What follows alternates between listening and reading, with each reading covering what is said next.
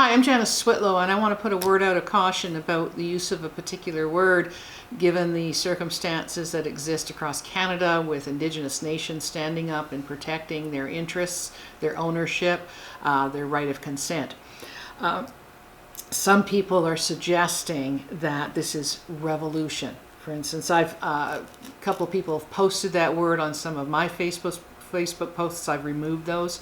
And I know Johnny Hawk, who's an Anishinaabe, he has, on his Facebook page, has used the term revolution.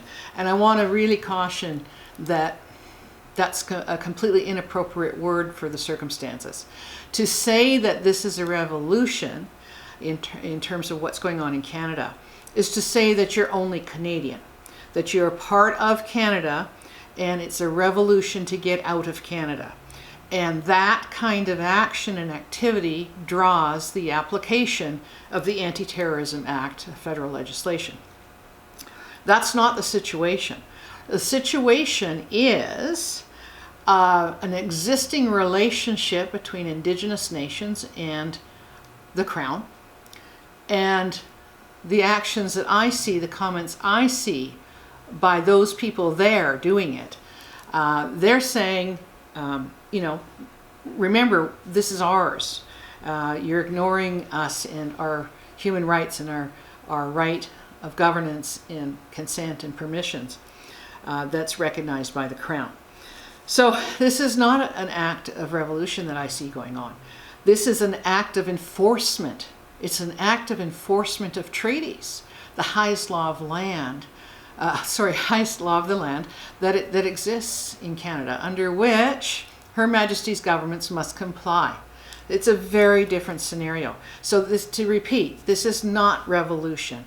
To use the word revolution is to say you're part and only of Canada. That's not what Indigenous nations do. That's not what Indigenous nations who are interested in protecting their lands, their resources, their nationhood for future generations will say. They will say, we are upholding the law. We are upholding the highest law that Canada is bound by.